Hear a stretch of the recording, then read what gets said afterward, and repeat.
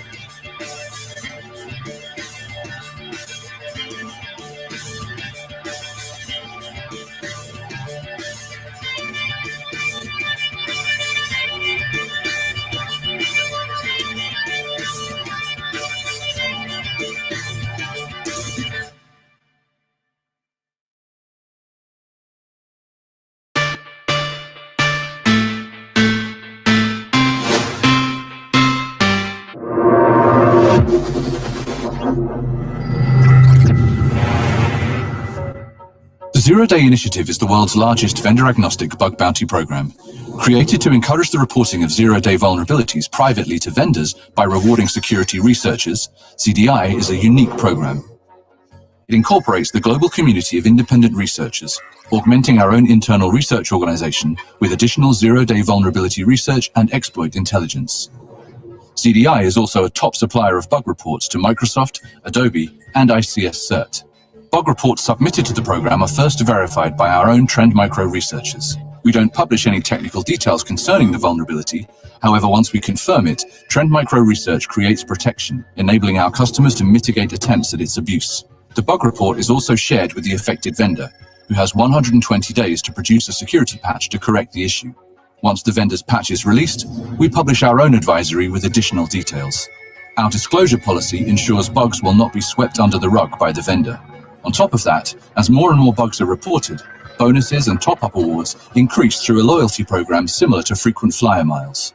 Researchers are publicly credited for their work, both by the vendor and by ZDI, unless they choose to remain anonymous. The bounty program and research conducted by ZDI ultimately leads to more secure products, improved customer security, and takes potential weapons out of the hands of would-be attackers. Our annual PWN2OWN hacking competition has resulted in defense in-depth improvements such as stronger sandboxes, reduced attack surfaces, and vulnerability-specific mitigations in popular web browsers. Without CDI, many vulnerabilities would continue to remain hidden or be sold on the black market to be used for nefarious purposes. The Zero-Day Initiative is a key component in Trend Micro's world-leading insight into vulnerability and exploit intelligence. Trend Micro customers receive protection ahead of a vendor patch to aid in their defense until a fix is available.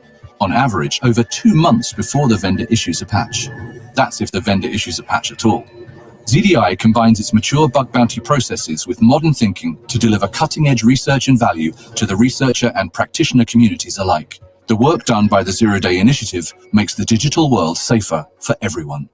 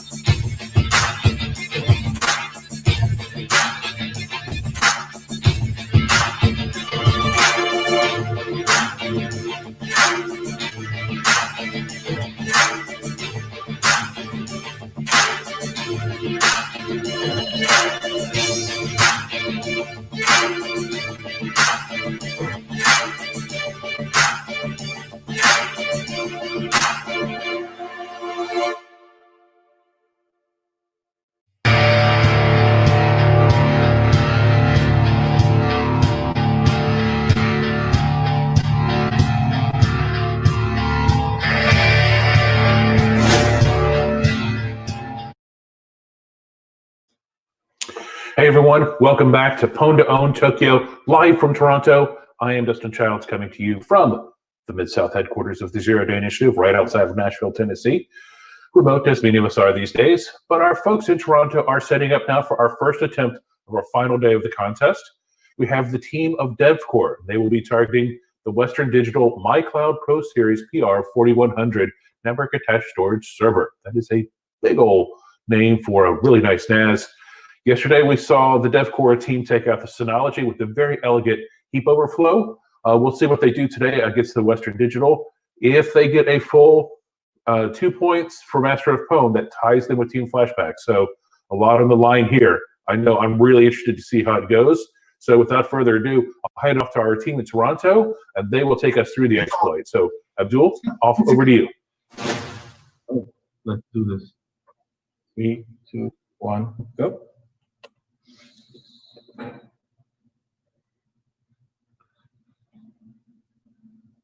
What? Oh, we have here. HB. Could you run the ID? Maybe the show is here. So we may have results pretty quickly here. Yeah. Yeah, very quickly. That was pretty fast. I think, yeah, we should have. So I think that was a successful demonstration just that quickly. Perfect. Good Yeah. job. We're good. There's a thumb up. Is it possible to see the shell? No screen yet? Okay, there you go. Okay, ready to show screen. Ready to show. Okay, now let's take a look at the screen and see if we can see the ID. There we go. Nice work.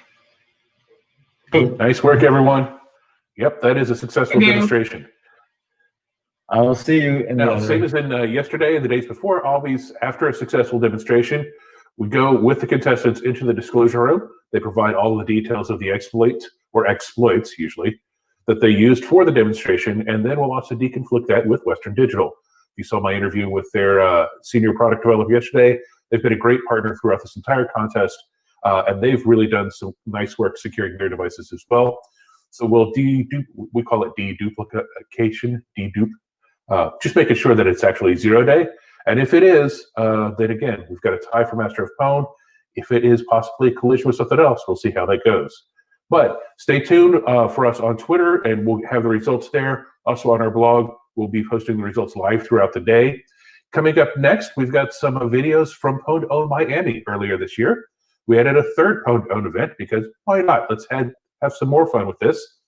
PWN2OWN Miami covers ICS and SCADA products, and we had a lot of fun with that.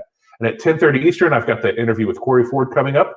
Our next attempt will be at 11, and that'll have the team bug scale return to target the LAN interface of the Netgear Nighthawk R7800 router. So stay tuned, enjoy the videos, enjoy the interview, and I'll see you at 11 for the next attempt.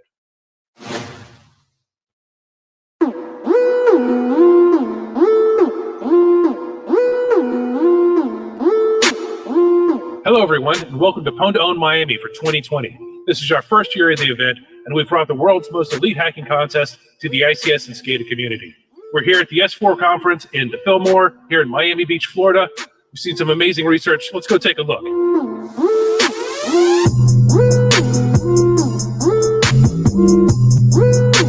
Our day began with the Insight team of Stephen Seeley and Chris Anastasio targeting the Triangle Microworks SCADA data gateway.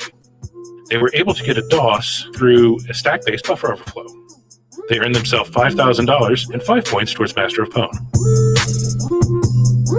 Next up, the Clarity research crew used a deserialization bug to cause a denial of service in the Iconics Genesis 64. This also earned them $5,000 and 5 points towards Master of Pwn.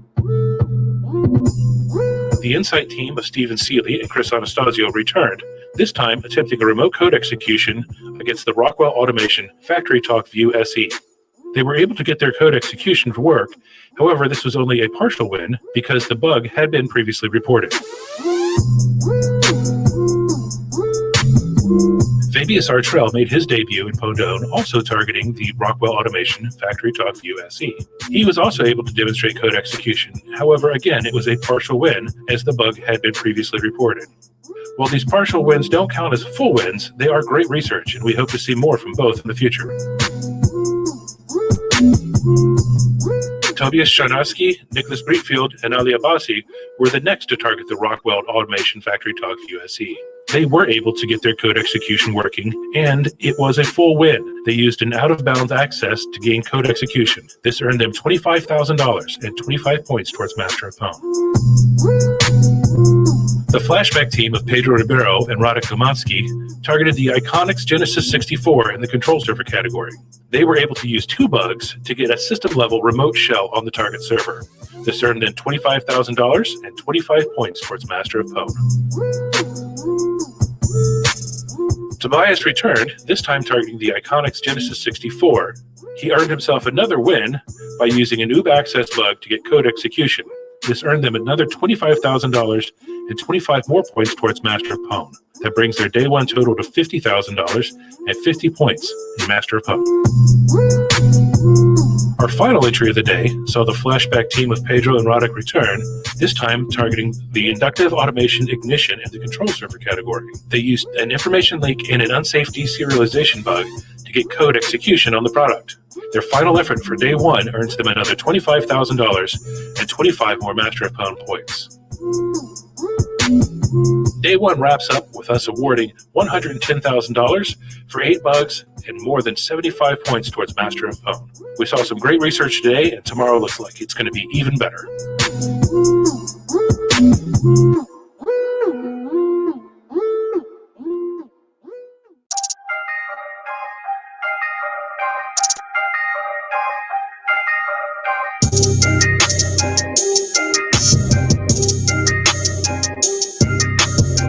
Our day 2 began with the Insight team of Stephen Seeley and Chris Anastasio targeting the inductive automation ignition. They were able to get code execution through an information leak and a deserialization bug. This earned them $25,000 and 25 points towards Master of Pwn. Next up, the team from Clarity Research used an arbitrary DLL loading bug along with a directory traversal bug to get code execution of the Schneider Electric EcoStruxure Operator Terminal Expert. This earned them $20,000 and 20 Master of Pwn points. The flashback team of Pedro Ribeiro and Radek Domansky were up next. They were targeting the Rockwell Automation Factory TalkView SE in the HMI category. They actually used a multi-bug chain to get their code execution along with continuation on the target.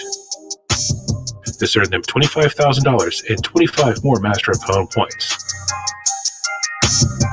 Our next competitors were Tobias Charnowski, Nicholas Breitfield, and Ali Abbasi, targeting the inductive automation ignition in the control server category. They were able to successfully demonstrate code execution. However, the bug they used had been previously reported. This counts as a partial win, but it did earn them 12.5 Master of Pwn points. The crew from the Clarity Research team returned, this time targeting the inductive automation ignition in the control server category. They got their code execution working and quickly. However, they also used a bug that had previously been reported.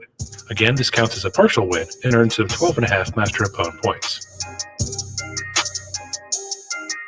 The Insight team returned for the afternoon session, this time targeting the Schneider Electric EcoStruxure Operator Terminal Expert. Unfortunately, they could not get their exploit working within the time allotted. Making his Pwn2OWN debut, Ben McBride of Oak Ridge National Laboratory set about targeting an information disclosure bug on the Iconics Genesis 64. Unfortunately, Ben was not able to get his bug working within the allotted time frame. Ben returned to close out day 2 with a successful demonstration against the Rockwell Automation Factory TalkView SE. However, the bug he used had been previously reported. He still earns 12.5 points towards Master of Pwn and demonstrated some great research. We certainly expect great things from him in the future. So that wraps up day 2. We've awarded more than $180,000 total and more than 200 Master of Pwn points. Currently, the flashback team is in the lead with 75 points. Following that, Tobias Charnowski, Nicholas Breitfield, and Ali Abbasi have 62.5 points. The Insight team has 42.5 points. The Clarity Research team has 37.5 points. Fabius Artrell and Ben McBride both have 12.5 points. At this point, Master of Pwn is pretty much anyone's game, because we have a lot of demonstrations set for day 3. Be sure to come back tomorrow for the final day of Pwn2Own Miami for 2020 and see who gets crowned Master of Pwn.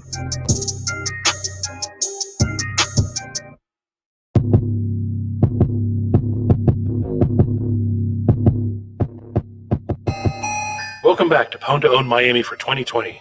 We're entering our 3rd and final day, and we've got a whole slate of amazing research to discover.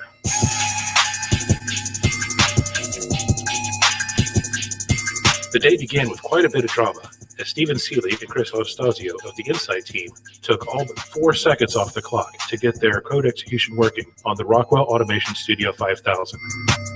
This heart-racing demonstration earned them $20,000 and 20 points towards Master of Pwn, and it certainly had everyone in the room sweating.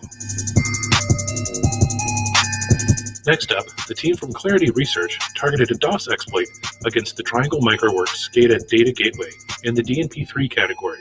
They were able to successfully demonstrate their denial of service. However, the bug had been previously reported. This counts as a partial win and earned them 2.5 Master of Pwn points. In his first Pwn2Own entry, Michael Stepankin of Veracode targeted the inductive automation ignition in the control server category. He was able to successfully demonstrate his code execution, but his bug had also been previously reported. This partial win did get him 12.5 Master of Pwn points. The Insight team returned, this time with a little bit less drama. They were targeting the OPC Foundation, OPC UA.NET Standard framework, and were able to successfully create a denial of service condition. They earned themselves $5,000 and 5 points towards Master of Pwn. Those 5 points ended up being pretty important down the road. They came right back, this time targeting the Iconix Genesis 64 in the control server category. They used a deserialization bug to get code execution with continuation. That's another $25,000 and 25 points towards Master of Pwn. That put them in a commanding lead for Master of Pwn with an astonishing 92.5 points in total. The Clarity Research team also wasn't done. They came back to use a combination of bugs to get code execution with continuation on the Rockwell Automation Factory Talk View SE. This earned them another $25,000 and 25 points towards Master of Pwn. Next up, Tobias Shonowski, Nicholas Breitfield, and Ali Abbasi came back to target the Triangle Microworks SCADA data gateway in the DNP3 category. They were successful in getting their code execution with continuation, and this earned them $25,000 and 25 points towards Master of Pwn. That puts their total at 87.5 points. Ben McBride of the Oak Ridge National Laboratory returned to target the inductive automation ignition in the control server category. He was able to demonstrate his code execution, but his bug had previously been reported. He still earns 12.5 points towards Master of Pwn for this partial win. Our final entry of the entire contest was actually a Pwn2Own newcomer. Lucas Georges of Synactive took the stage to close out the contest by targeting the Rockwell Automation Factory Talk View SE in the HMI category. He was able to demonstrate his code execution, but his bug had been previously reported. He earns 12.5 Master of Pwn points for this partial win. That brings to a close our first ever Pwn2Own Miami for 2020. Recapping the Master of Pwn points, Lucas Georges, Michael Stepankin, and Fabius Artrell each had 12.5. Ben McBride finished with 25 points. The Clarity Research team had 65 points. The Flashback team of Pedro Ribeiro and Radek Domansky finished with 75 points. In second place, Tobias Shonowski, Nicholas Breitfield, and Ali Abbasi had 87.5 points. And the Master of Pwn winner for the first ever Pwn2Own Miami goes to the Insight team of Stephen Seeley and Chris Anastasio with 92.5 points. Just 5 points separated the first and second place entries in the Master of Pwn competition. What a contest. Let's hear from the contestants themselves, what they thought about the contest, and some tips for future participants. First one is don't be afraid. There are a lot of people I know congratulating me for participating, and I know these people very well. I know they're very skilled, some even more skilled than me. And I asked them, why do you don't go? And they find all kinds of excuses. You shouldn't be too afraid of the complexity. Just put in, be persistent, and you will have some emotional roller coasters. We sure had with some of the exploits. We had to get very crafty in some places to actually get it, and I was very close to like dropping one of the exploits, for example. But then I was very happy about having a solution for that. Always be prepared for bug collisions. If you can have like multiple bugs, definitely try to achieve that. Don't feel defeated. Just keep trying. You just gotta build it up. You cannot reach here and get master of Pwn. You gotta build it up slowly. Don't give up. Definitely read as much of other people's work as you can. I love that ZDI has the blog post for select exploits that they let out. There's always a ton of good info in there. That brings to a close our first ever Pwn2OWN Miami. It's been an amazing contest full of some amazing research. We want to thank all of the contestants. We want to thank our host, the S4 conference. And of course, we want to thank all the vendors that participated. We'll see you in Canada in March for Pwn2OWN Vancouver.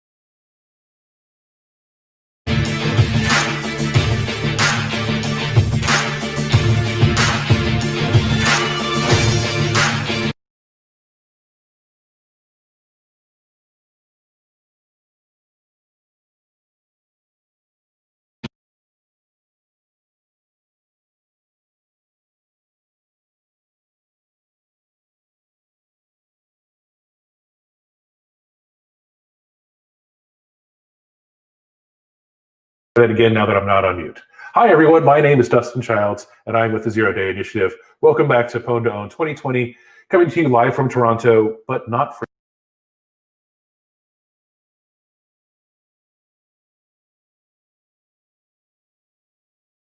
church with Trend Micro. Corey, hopefully you can hear me now, and hopefully I will be able to hear you when you join in. Yeah.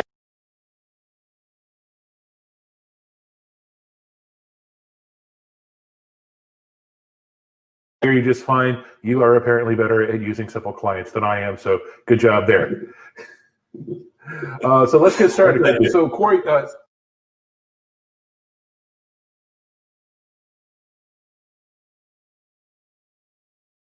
the excellent research that all of the submitters have done and converts that into tipping point filters in the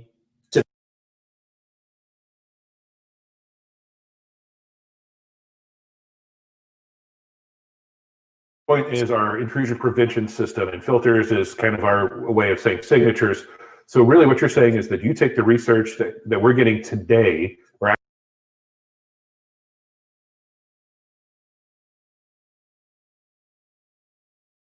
the day of. So immediately when as soon as they make their attempt, we take that and we convert it usually within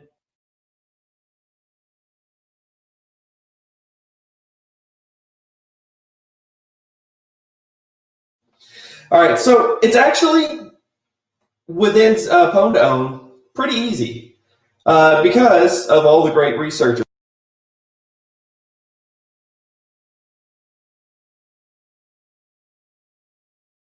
All we have to do is take their great research and convert that into a filter or a signature.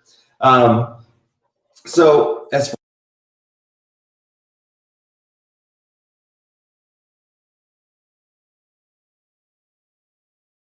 discussions, they explain the vulnerability, we ask questions, and then we write up some guidance for that and send that.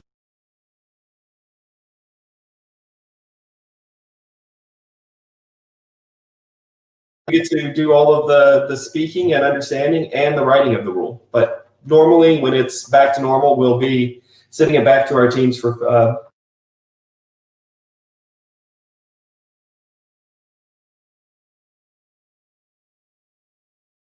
completely remote. You're in the disclosure room asking the competitors questions as well, right? yeah.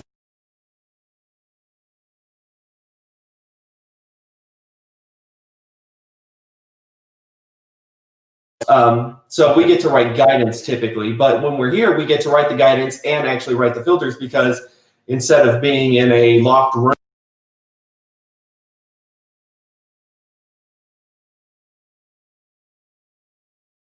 over to a different screen. Okay. So can everything be filtered?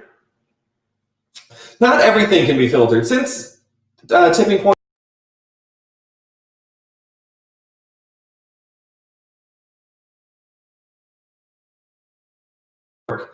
For this, it's typically more likely that we're going to be able to cover them for PWN2OWN.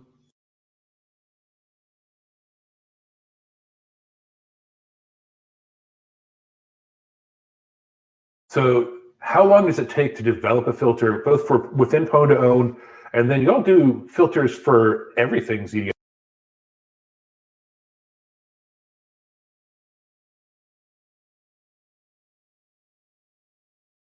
Quick turnover because we have the researchers right there and we can ask them questions. They understand those attacks better than anybody else.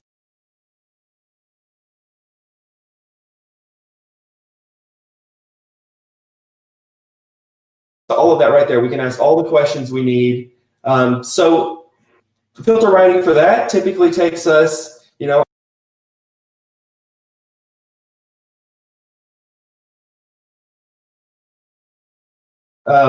and of course, we then have to wait for PWN2OWN to be over because we're not going to ship them one at a time. We're going to ship them all at once. Right. But yeah, for PWN2OWN,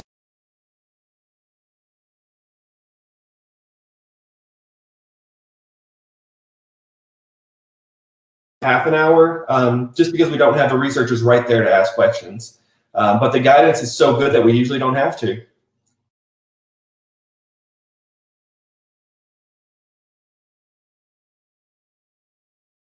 Contest. Oh man, the most challenging ones for me are always the JIT bugs, just because JIT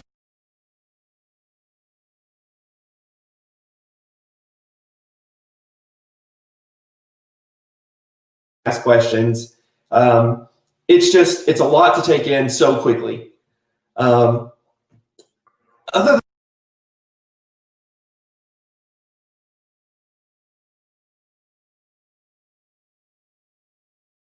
I kept telling him he should have done one more because we could have called it the Dirty Dozen.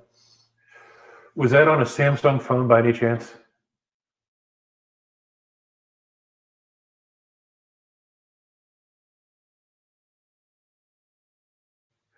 I can't remember the one exact contestant that had a 15 bug chain, and then we got into the disclosure room, and the vendor said, no 4 of those are feature.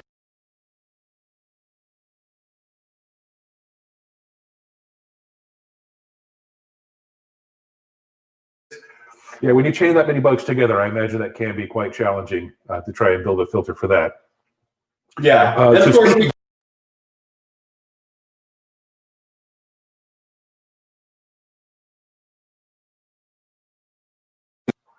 That one was a very impressive bug. I'm trying to remember who did that. I need Brian's memory for that.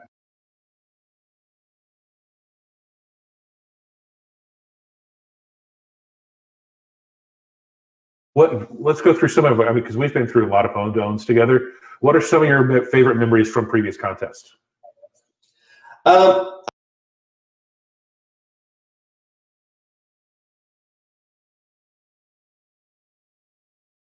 Amazing. It's probably the best city I've ever been to. It's an amazing city, to be sure. Yeah, the food is out of this.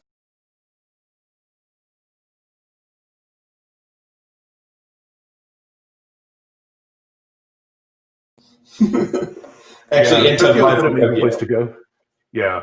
Yeah. We've definitely had a lot of fun there. We had a lot of fun playing.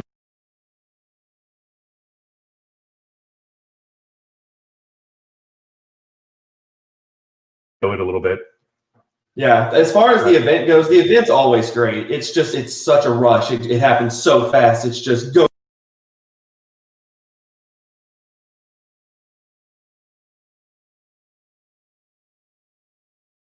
Which is never actually during the event, especially this year.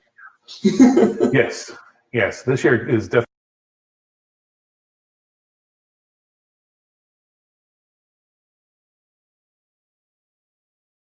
For joining us. Thank you and your team for producing those filters and getting those out quickly. We always enjoy working with y'all and the whole DD Labs crew.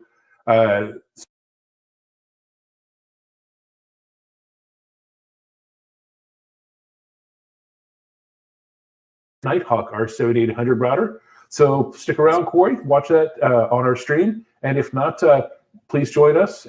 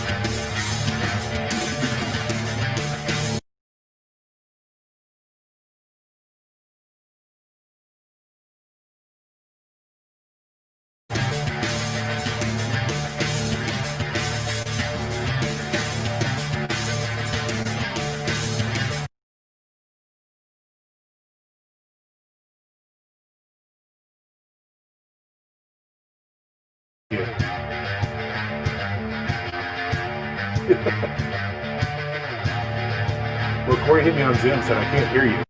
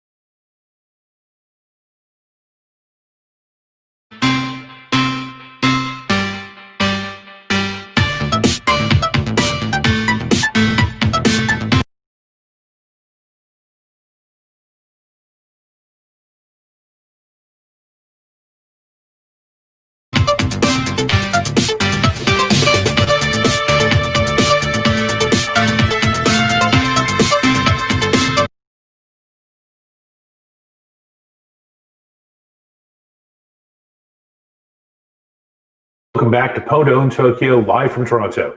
I'm Dustin Childs with the Zero Day Initiative. Our next contestant is someone returning from yesterday. That's Team Bugs.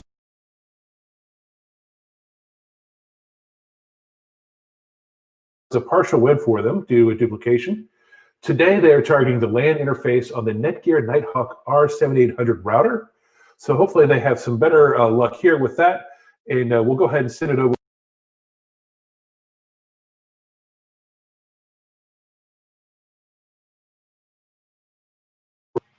Are you guys ready? 3, 2, 1, go.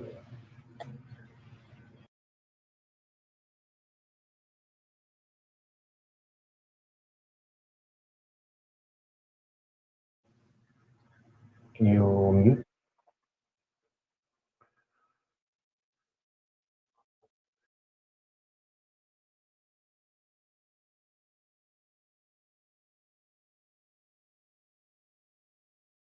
But overall, we've got a 20-minute time period within you can run 3 attempts. Since they went on mute there, I'm guessing the first attempt might have gone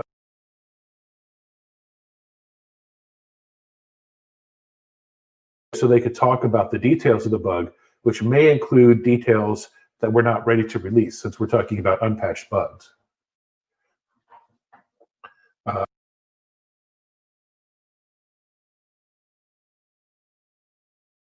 With Abdul and his team to see if there's changes that need to be made.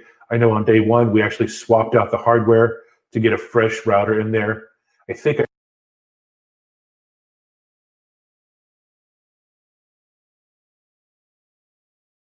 on, and of course not being in the room and not seeing the screen, I can only speculate at this point. But there's definitely a lot of troubleshooting happening right now.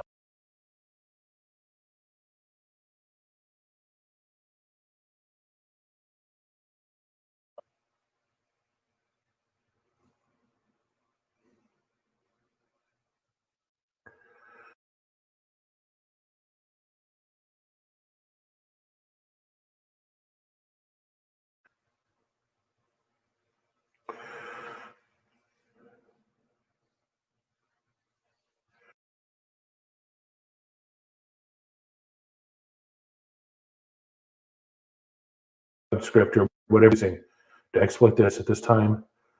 I know in previous contests we've seen competitors rewrite large portions of their exploit code.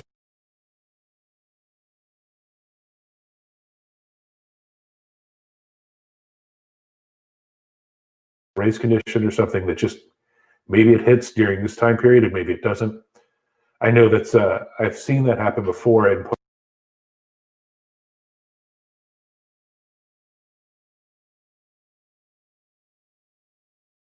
it pops first time. Okay, I think we're ready to go for tip number 2 here very shortly. So let's go. 3, 2, 1.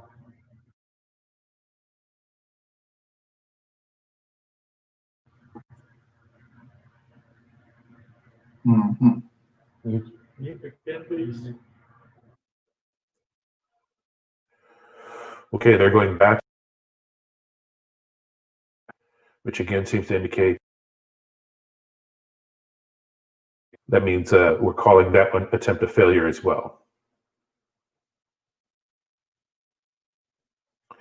You see Vincent reset the attempt clock.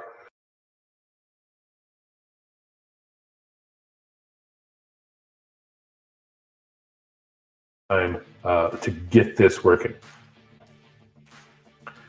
But as I was saying, we've seen it before where you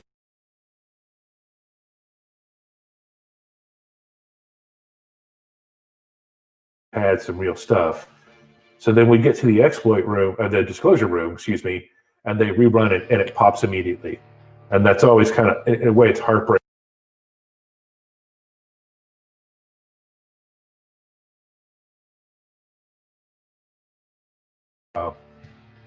And it's one of those things that can occur.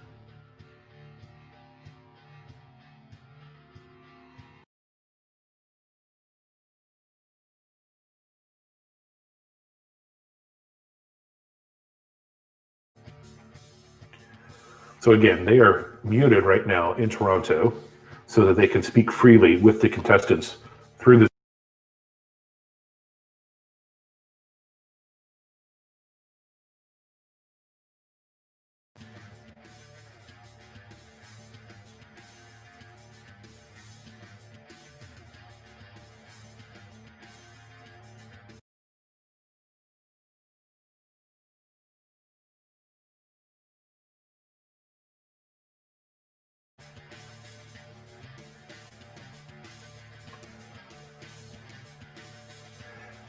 Another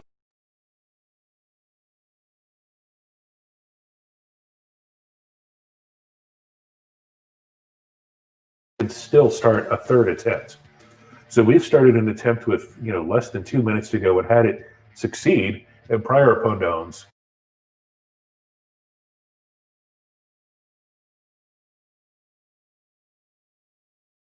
Within now 14 and change minutes.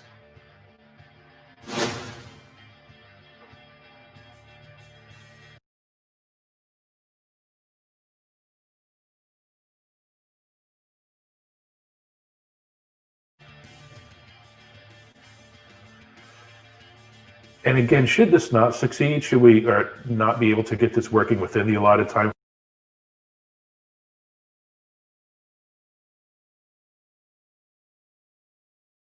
It might be possible that we purchase bugs through our normal program, or we award, obviously we can't call it a partial win if they don't demonstrate it within the time period.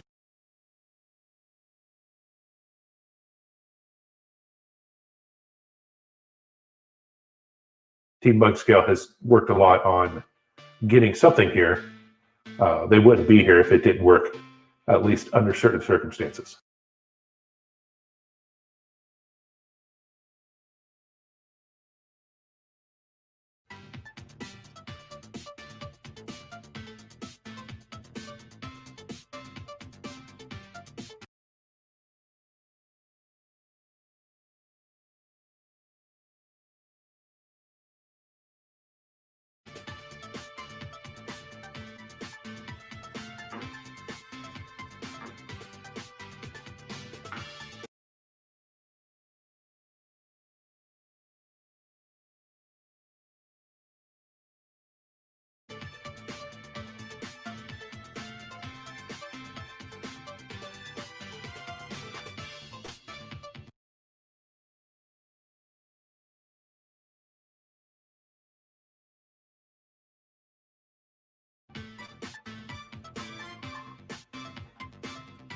And again, you can see that they're still discussing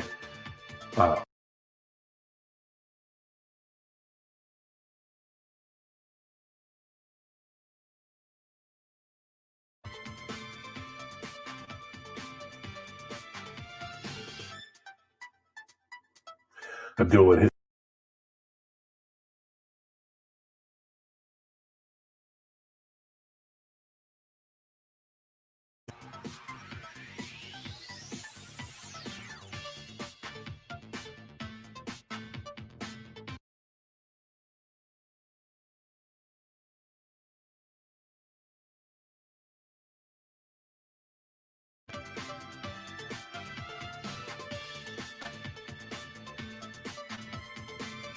Now under 12 minutes.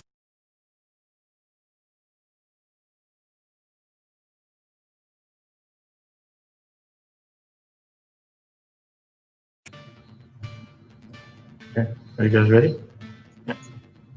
3, 2, 1, go.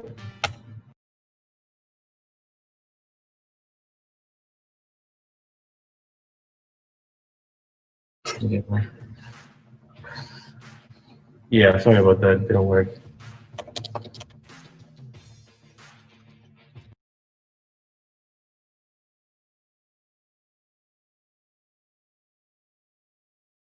Let's talk about it in the disclosure room, right, guys?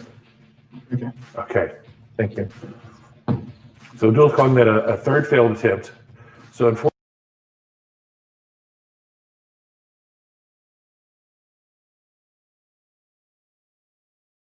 with the 3 opportunities. So unfortunately, Team Bug Scale does not succeed in getting their attempts launched with.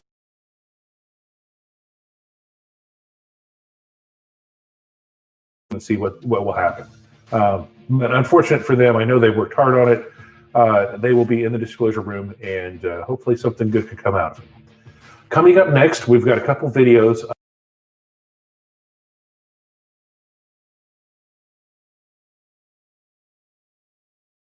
Data protection bug. Our next attempt will be at 12 Eastern, and that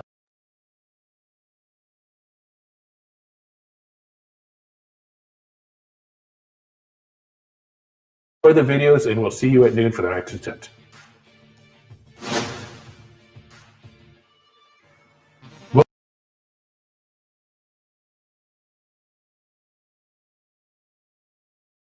Remote code execution bug in Microsoft SharePoint.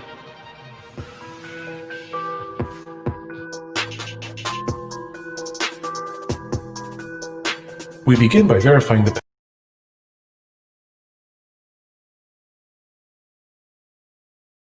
We take note of the process ID 1176 and filter for that PID in Process Monitor.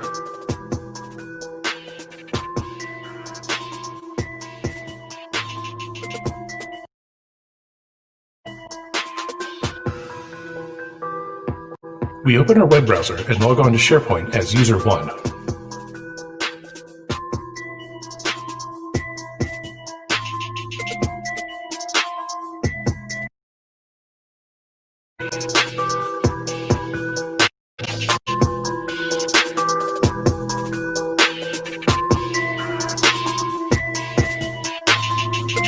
For this attack, we'll create a new site within SharePoint.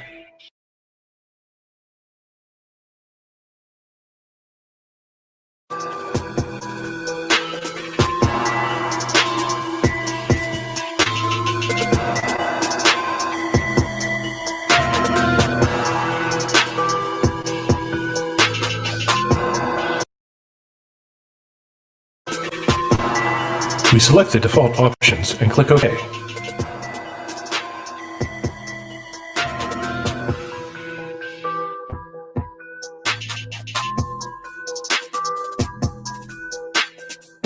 With the site created, we open a command prompt to run our POC. This takes several arguments from the command line. Base URL, which is the target SharePoint site, username, in this case user1, the password for the user, the domain of the SharePoint server, and finally, the remote path of the payload file.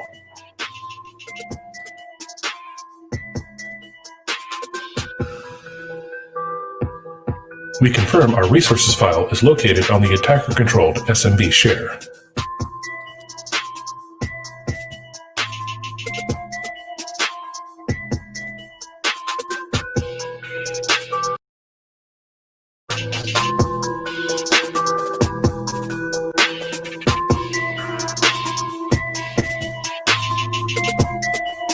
We use all of these variables to construct the command to run our proof of concept.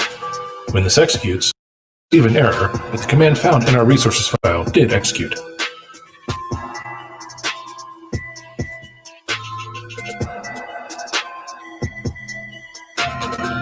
The Process Explorer shows we were able to create a file.